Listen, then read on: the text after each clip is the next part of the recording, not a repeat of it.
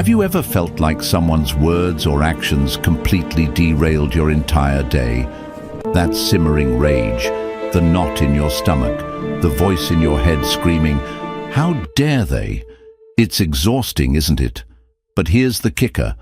Buddha warned, you will not be punished for your anger. You will be punished by your anger. Let that sink in for a moment. Right now, in a world of road rage, office politics, and social media wars, we're drowning in reactions we regret. But what if I told you there's a way to stop letting others hijack your peace? A method so ancient, yet so radical, it'll make you question everything you thought you knew about control. Here's the truth. Anger isn't your fault, but it is your responsibility. Imagine walking through life like a mountain in a hurricane, unshaken, calm, untouchable. Sounds impossible, right?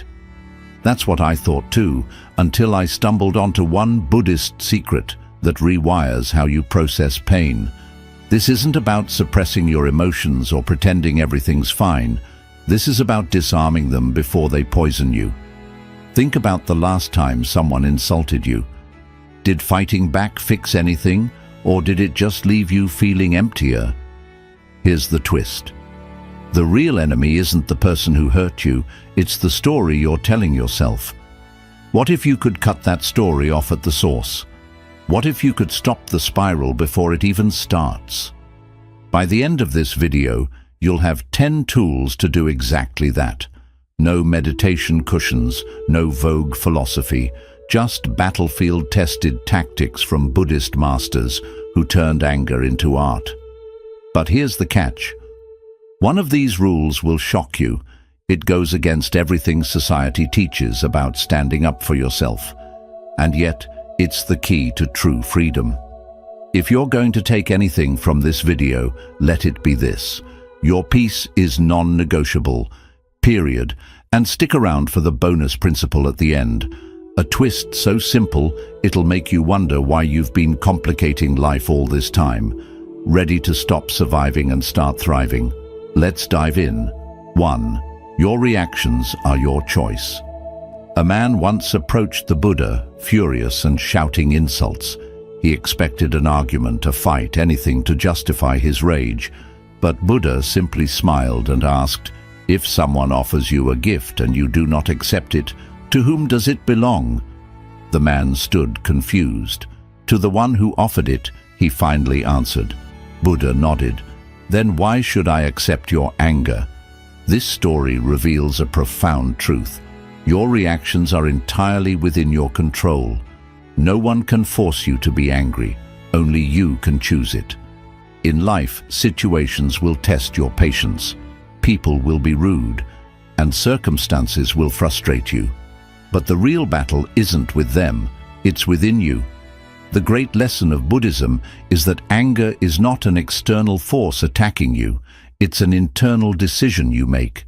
And every time you let anger take hold, you give away your power. Buddha once said, "You will not be punished for your anger, you will be punished by your anger." Think about that for a moment. Anger is like picking up a burning coal to throw at someone else. You are the one who gets burned first. When you react in anger, your mind becomes clouded, your judgment weakens, and you lose control. But what if instead you became like a blacksmith's anvil, steady, unshaken, absorbing the blows without breaking? A blacksmith shapes metal through controlled fire, not reckless flames. Likewise, you can shape your reactions through awareness rather than being consumed by impulsive emotions. The next time someone cuts you off in traffic, insults you, or pushes your buttons, pause and ask yourself, is this worth my peace?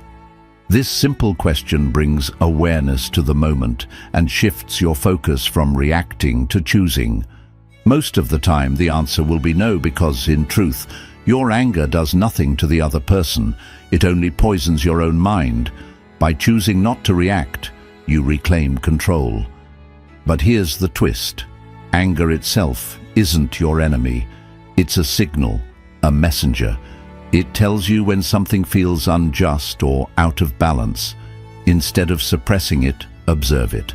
Ask yourself, what is this anger trying to teach me? Maybe it's revealing a boundary that needs to be set. Maybe it's showing you an insecurity that still lingers. When you approach anger with curiosity instead of resistance, you turn it into a tool for self-awareness rather than self-destruction. So here's your challenge. The next time anger arises, don't suppress it and don't unleash it blindly.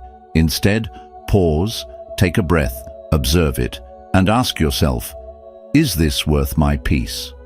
And in that moment of awareness, watch how anger loses its grip on you. Comment below, what's one thing that made you angry this week?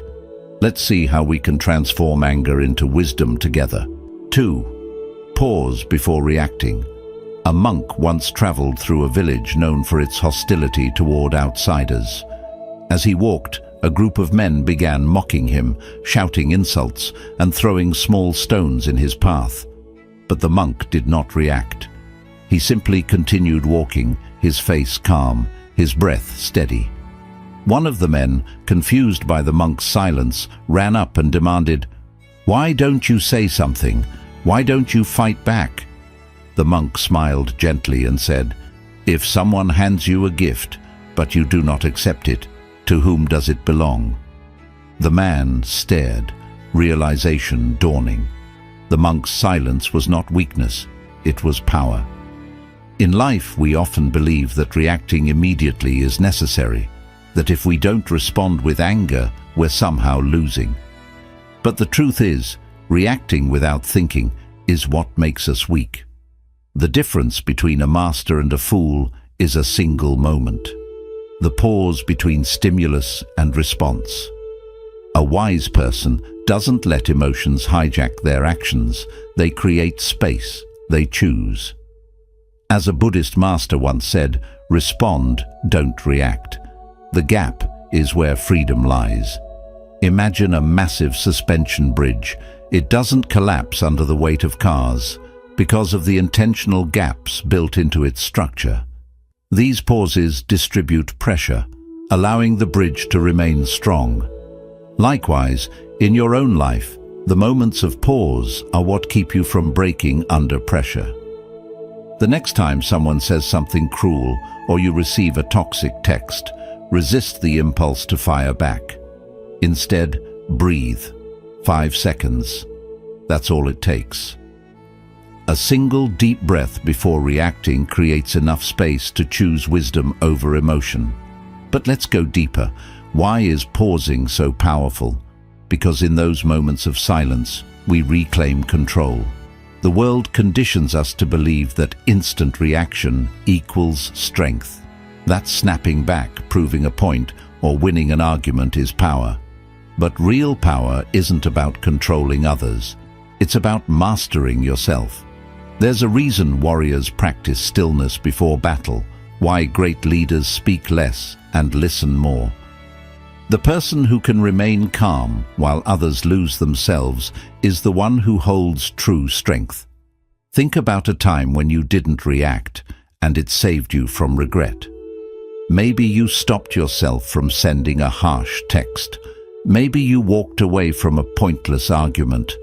That pause didn't make you weak. It made you wise. And if you practice this daily, your life will transform. No one will have the ability to shake you because you will have trained yourself to respond with intention, not impulse. Here's your challenge. For the next 7 days, whenever anger or frustration rises, pause for 5 seconds, just 5. Let yourself breathe before reacting. Watch how this small habit changes everything. Comment below, when did not reacting save you from regret? Let's turn silence onto our greatest strength together. 3.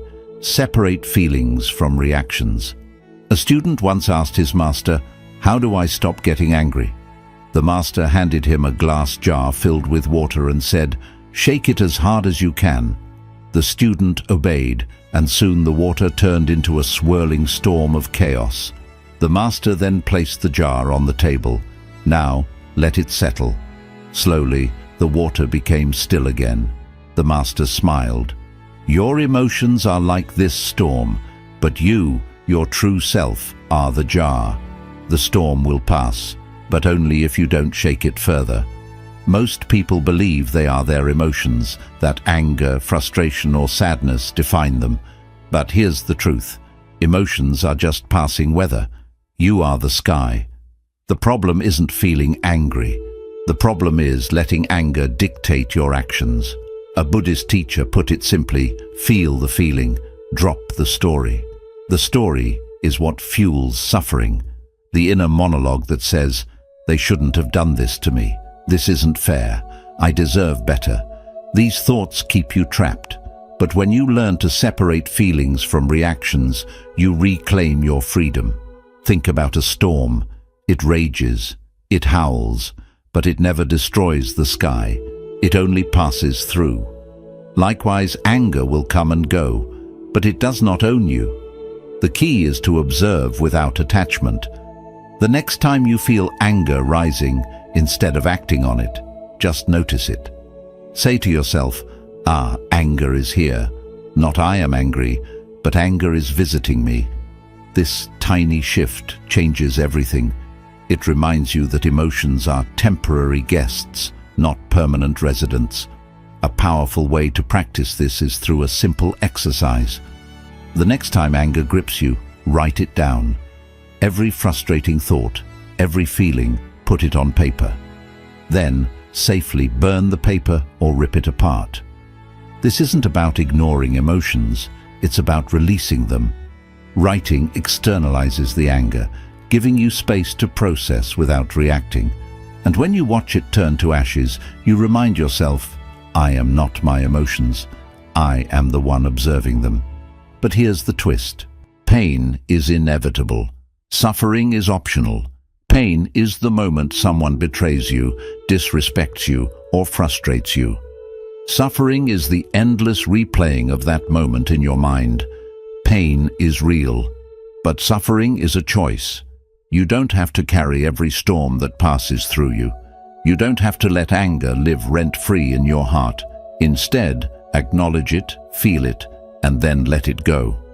Here's your challenge. The next time anger visits, don't react.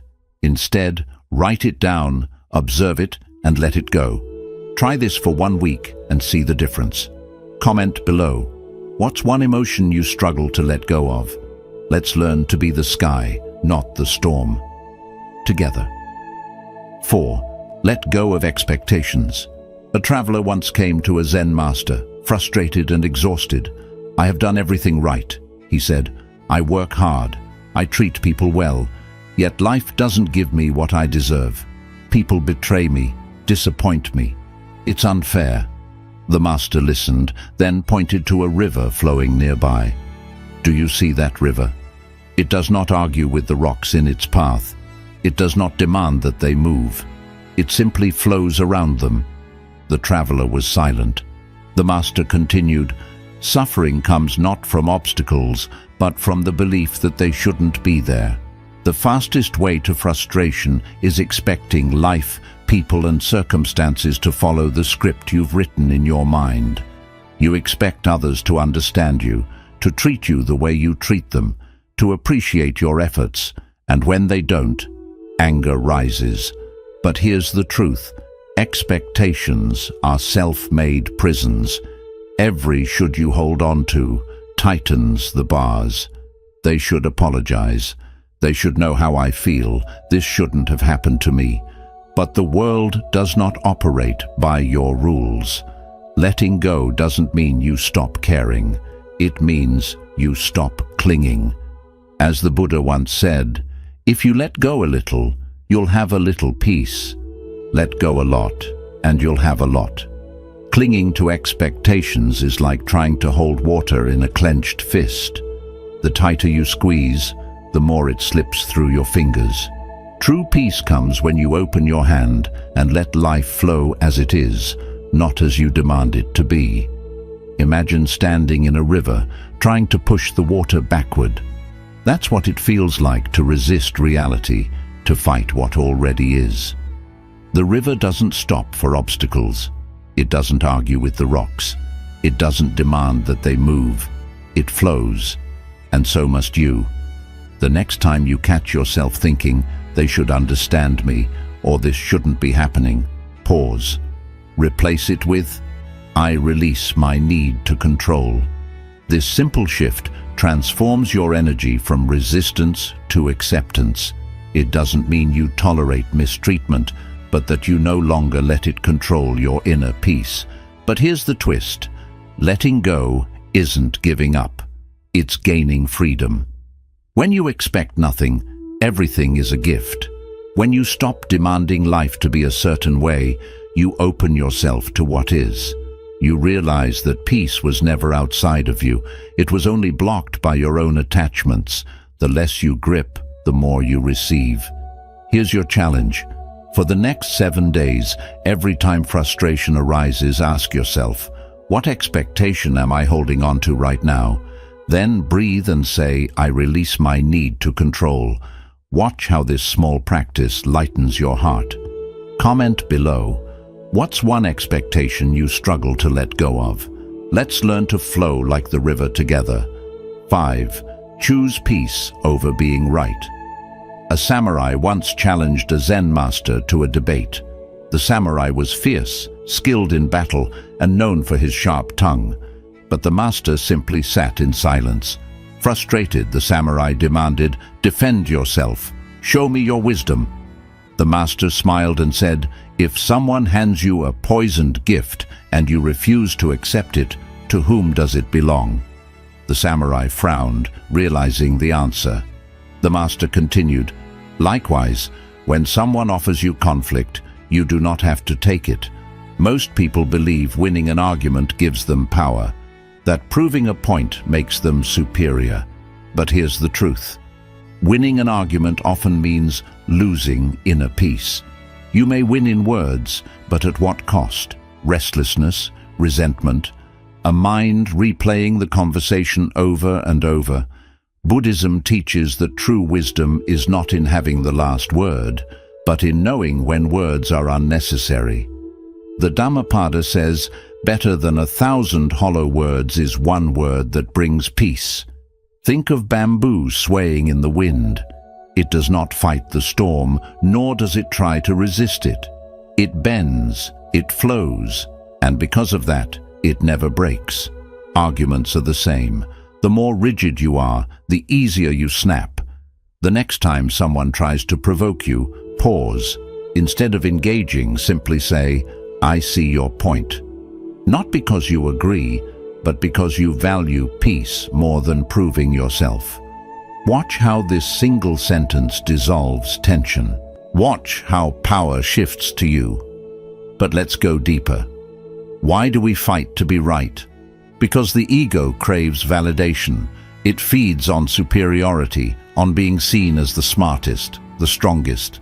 But what the ego does not tell you is that being right often isolates you.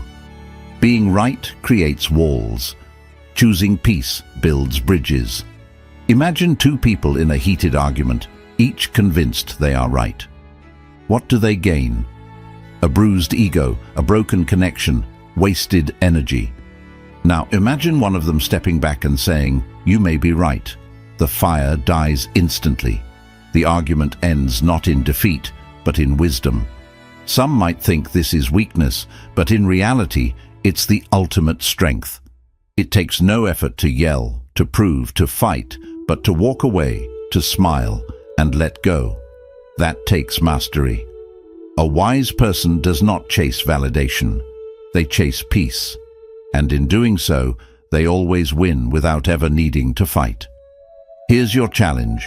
For the next 7 days when conflict arises, pause and say, "I see your point." Not to submit, but to rise above, to value peace over ego. Then observe what happens. Comment below. When did choosing peace surprise you? Let's learn to be like bamboo, strong yet flexible, peaceful yet unbreakable together. 6. Detach your worth from others' opinions. A young monk once asked the Buddha, "Master, people praise you. and people insult you. Do these words not trouble you? The Buddha smiled and picked up a rock. If I call this a diamond, does it change? If I call it worthless, does it lose its weight? The monk shook his head. The Buddha continued, then why should your worth change? Because of someone's words. Most people live as if their value is borrowed from others. A compliment makes them feel worthy. A criticism makes them question themselves. But here's the truth. Your worth is not a vote. It is not determined by how many people approve of you. Whether praised or insulted, you remain the same. The Dhammapada states, just as a solid rock isn't shaken by the wind, the wise aren't moved by praise or blame. Think of a diamond.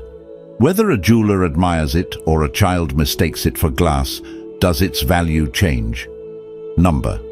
It remains a diamond, but most people treat themselves like paper, crumpling at every insult, folding at every rejection. Detach not from people, but from the need for validation. When you do, you become unshakable. The next time someone criticizes you, instead of reacting, pause.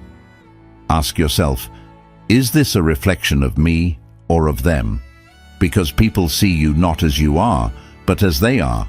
A bitter person will call you selfish. An insecure person will call you arrogant. And a wise person? They will say nothing at all because they know that you are not their mirror.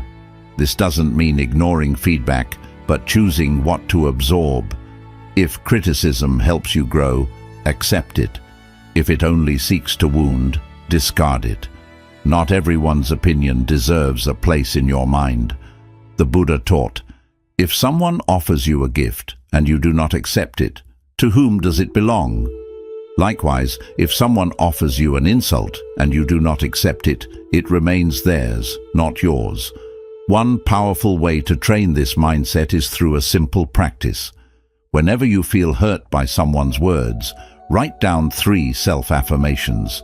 If they call you weak, remind yourself, I am resilient. If they call you unworthy, write, I define my own worth. If they try to shake you, stand firm like a rock, I remain unmoved. This isn't arrogance, it's self-ownership. But here's the twist. The less you need approval, the more respect you gain. When you no longer react, people sense your strength. They realize their words have no power over you. And suddenly, the world that once dictated your worth now holds no control. Here's your challenge. The next time you feel shaken by someone's opinion, pause and ask, is this their mirror or mine? Then, write down 3 affirmations to remind yourself of who you truly are. Comment below. What's one criticism you've learned to let go of? Let's become unshakable together. 7. Set boundaries to protect your energy. A wise man once said, you can't pour from an empty cup.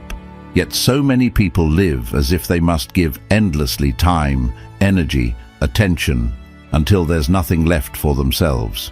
They absorb negativity, tolerate disrespect, and stretch themselves thin, all in the name of being kind.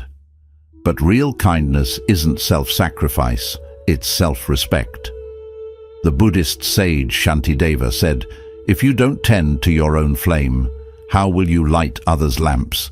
Imagine a castle, a strong, peaceful kingdom inside, but surrounded by a moat.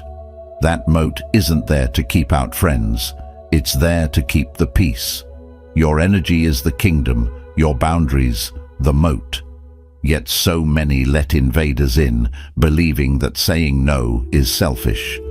But here's the truth. Boundaries don't push people away. They teach people how to treat you. Have you ever felt exhausted after a conversation? That's a sign your moat has run dry. Some people bring light, others drain it. And if you allow them to pull you into their chaos, you'll mistake their storm for your own. The next time someone makes a demand of your energy, don't react. Instead say, I'll revisit this when I'm centered. This isn't avoidance, it's self-mastery. It's understanding that you cannot control how others act, but you can control what you allow. Some will resist your boundaries. They will call you cold, selfish, or uncaring. But understand this, people who get upset when you set limits are the ones who benefited from you having none. Do not let their discomfort make you question your worth. A peaceful life is not built by pleasing everyone. It's built by protecting what matters. Think about a monk meditating in the mountains. He does not allow every passerby to disturb him, not because he lacks compassion, but because he understands that his stillness serves a greater purpose. He protects his peace so he can share it when the time is right. Likewise, when you guard your energy, you create space for what truly matters: growth, connection, purpose. Boundaries are not walls, they are bridges. They teach people how to respect you, how to value your presence, rather than take it for granted. And most importantly, they give you permission to choose peace over obligation. Here's your challenge. The next time someone drains your energy, pause. Instead of reacting, simply say, "I'll revisit this when I'm centered." Observe how it shifts the dynamic. Notice how reclaiming your space strengthens, not weakens, your relationships. Comment below. What's one boundary you wish you had set sooner? Let's build a life where peace is protected, not sacrificed together. 8. Respond with silence, not anger. A man once insulted the Buddha, hurling words like stones, trying to provoke a reaction, but the Buddha simply smiled. Frustrated, the man asked, "Why don't you respond?" The Buddha replied, "If someone offers you a gift and you do not accept it, to whom does it belong?" The man stood in silence, realizing the answer. Anger only belongs to those who carry it. Most people believe they must fight every battle, defend every insult, prove every point. But the truth is, nothing strengthens conflict like resistance. When you react with anger, you fuel the fire. But when you respond with silence, the fire stars itself. A Zen master once taught, "The great way is not difficult, just cease having opinions." It is not that you become indifferent, but that you understand this. Not every comment needs a reply. Not every insult needs defense. Think of a mirror. When someone stands before it, it reflects, but it does not absorb. You must be the same. If someone throws anger at you and you do not absorb it, where does it go? Nowhere. It dissolves. But if you engage, if you reflect back that anger, it multiplies. Silence is not weakness, it is mastery. The next time someone tries to provoke you, try this. Pause. Say nothing. Watch. Observe how their energy falters when it meets stillness. Instead of resistance, they expect a reaction. Don't give them what they want. If you are silent, their words remain with them. But if you react, you now carry their burden. The choice is always yours. A simple but powerful practice. Gust 24 hours without complaining, defending or reacting to negativity. When you feel the urge to argue, hold your breath for 3 seconds and let it pass. Observe how much power you regain simply by choosing not to engage. This isn't about suppressing emotions, but about choosing where to place your energy. Here's the twist. Silence does not make you passive. It makes you unshakable. It forces others to sit with their own energy instead of projecting it onto you. And when you become someone who is not easily provoked, you become someone who cannot be controlled. Here's your challenge. For the next 24 hours, practice this. No complaints, no defenses, no reactions to negativity. If someone criticizes you, let it pass like the wind. If someone tries to provoke you, smile and walk away. See what happens when you master the art of silence. Comment below. What's one time you wish you had stayed silent instead of reacting? Let's reclaim our peace together. 9. Reframe situations. A traveler once encountered a village where he was met with hostility. The people sneered at him, whispering behind his back. He felt anger rise within him. But then he asked himself, what if this is not an attack but a lesson? Instead of reacting, he observed. He realized the villagers were not cruel. They were afraid of outsiders. Instead of returning their hostility, he responded with kindness. And in time, their suspicion melted. This is the power of reframing. Nothing in life has meaning except the meaning you assign to it. When something happens, you have two choices. See it as an obstacle or see it as a lesson. The Buddha taught, with our thoughts, we make the world. This means every situation is a blank canvas. Your perspective is the brush. Imagine holding a camera. If you zoom in on frustration, all you'll see is negativity. But if you shift the focus, you might see an opportunity hidden within the challenge. Your boss isn't micromanaging you. They need reassurance. That difficult person in your life. They aren't here to annoy you. They are here to teach you patience. The moment you change your perspective, the weight of the world lifts. But what about real pain? What about true injustice? Reframing doesn't mean denying reality. It means choosing how you respond to it. Think of a storm in a jar. When you shake it, the water churns, creating chaos. But beneath it, the jar itself remains steady. You are the jar, not the storm. The storm will pass, but only if you don't become attached to it. Next time you feel frustration, stop and ask, what is this teaching me? Not, why is this happening to me? But how can this serve me? Suddenly, problems transform into stepping stones. A breakup becomes an invitation to self-love. Rejection becomes redirection. Failure becomes feedback. A closed door isn't a dead end. It's a detour to something better. Try this today. Pick one frustration and reframe it. If traffic is making you angry, see it as a moment to practice patience. If someone criticizes you, recognize it as an opportunity to strengthen your confidence. If your plans fall apart, see it as space for something better. Write it down. What new meaning can you give this situation? The moment you shift your perspective, the world stops being against you and starts working for you. Here's the twist. Every problem is just a question in disguise. The universe isn't punishing you.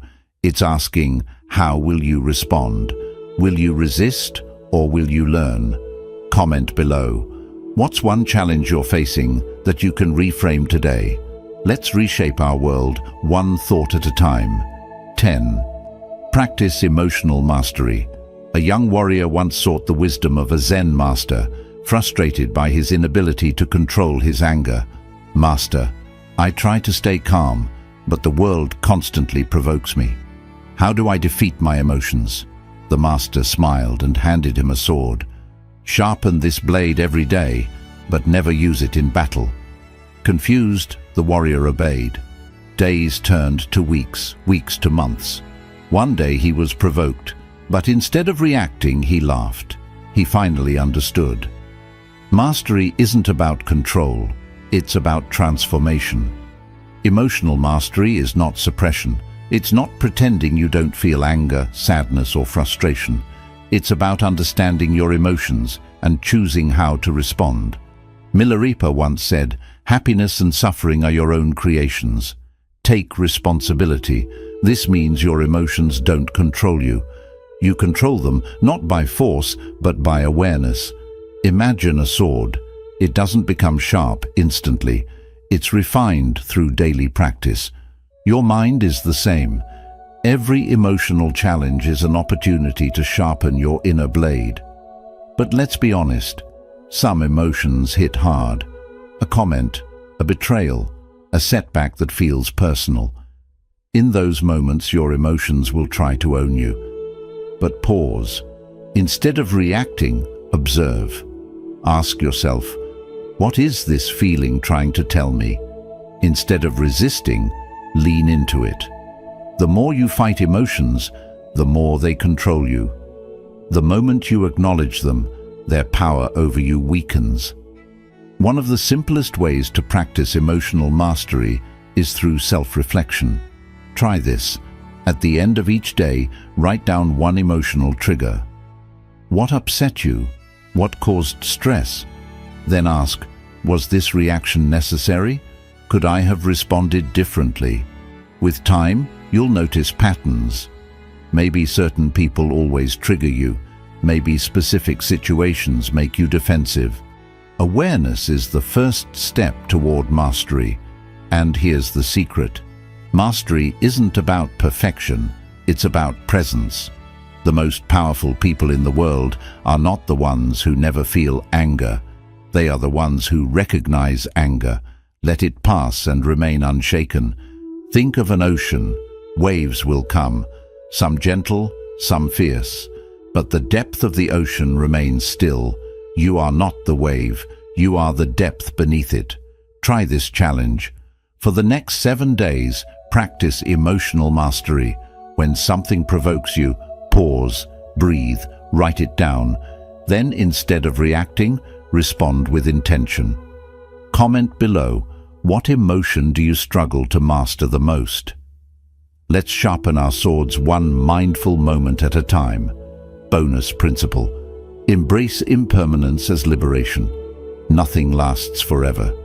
Not pain, not joy, not even the struggles that seem endless. The Buddha once said, "This too shall pass."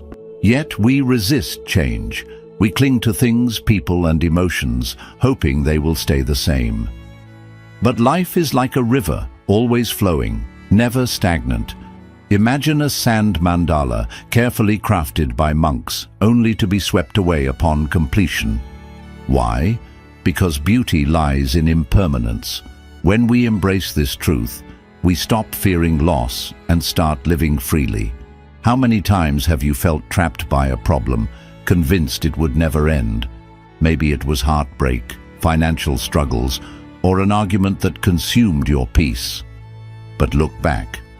How many of those problems still exist today? The suffering wasn't in the situation itself, but in your resistance to change. Clinging to what was or what should have been creates suffering. Letting go, though, opens the door to freedom. A storm may rage, but it will pass. A wound might hurt, but it will eventually heal. Even the deepest sorrow softens with time, but the mind often tricks us into thinking pain will last forever. When something goes wrong, we tend to think the worst. This is my life now. But take a step back. Try to see the bigger picture. A problem that feels huge today might not matter at all in a year.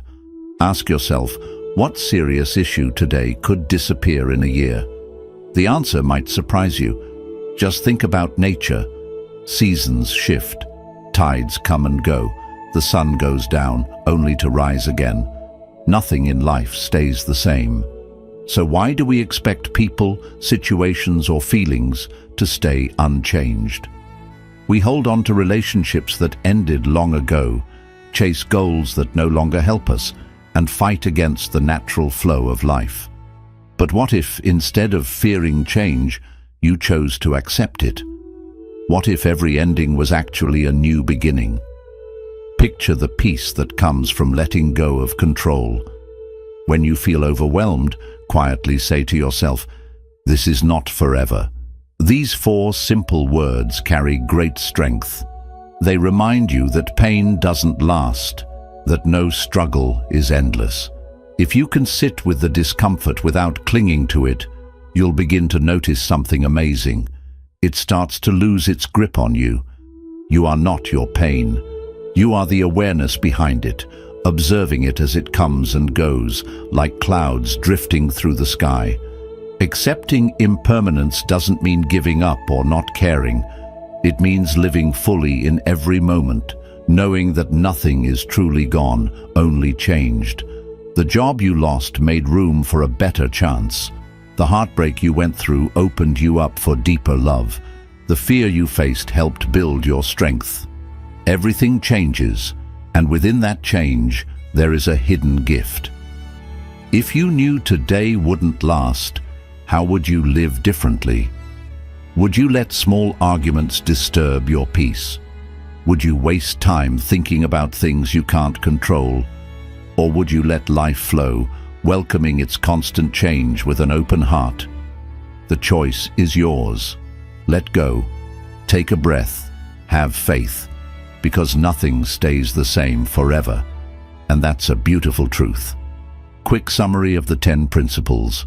1. Your reactions are your choice. Anger is something you choose. It's not something you must feel. Buddha teaches that we are punished by our anger, not because of it. Understand that you have the power to choose how you respond, not just react. 2. Pause before reacting.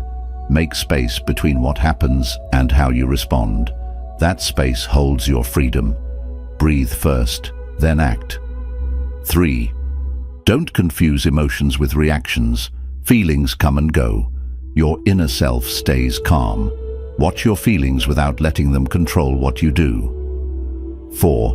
Let go of expectations. Pain often comes from holding on to how we think things should be. Let go of control and move like water. 5. Choose peace over being right. Winning a fight can take away your inner peace. Choose harmony instead of feeding the ego. 6. Don't tie your self-worth to others' opinions. Your value has always been within you. The wise stay steady, whether praised or blamed. 7. Protect your energy by setting boundaries. Real compassion begins with caring for yourself. Say no to negativity to keep your peace. 8. Answer with silence, not anger. Silence calms the storm. Pause. Don't take in the chaos. 9. Look at things differently. Shift from, "Why is this happening to me?" to "What is this trying to teach me?" Your thoughts shape your world. 10. Train your emotions every day. Discipline strengthens your spirit. Let go of control and live in the now. The mind is powerful. What you think, you become. This simple truth sits at the heart of Buddhist wisdom. Your inner world shapes how you experience the outer world. Every moment of anger, every bit of resentment reflects your attachment to illusions. But what if, instead of fighting the storm, you became the sky, wide, calm and free? Zen teaches us, let go or be pulled along. The principles you've learned today aren't just helpful ideas. They're invitations to change how you live and see life. Picture a life where others' words no longer weigh you down, where insults vanish like drops of rain in the ocean. This power isn't magic. It already belongs to you. Here's the truth. Real strength comes from letting go. A monk who smiles at an insult isn't weak. They've learned the power of not resisting. As the Diamond Sutra tells us, all created things are like a dream, a shadow, a drop of dew. So why hold on to something that isn't real? A Zen koan asks, what is the sound of one hand clapping? It's not just a puzzle. It's an invitation to go beyond opposites, anger and peace, pain and joy. They are just two sides of the same coin. Your task isn't to choose a side, but to let go of the coin completely. True peace rises from within. Don't look for it outside. If there's one message to remember from this video, let it be this. Your mind is the battlefield, and you are the one holding the sword. Keep sharpening it every day. And before you leave, tap the like button. Share this with someone who feels lost in the chaos, and subscribe to Buddhism Journey for more keys to lasting peace. Your journey starts now.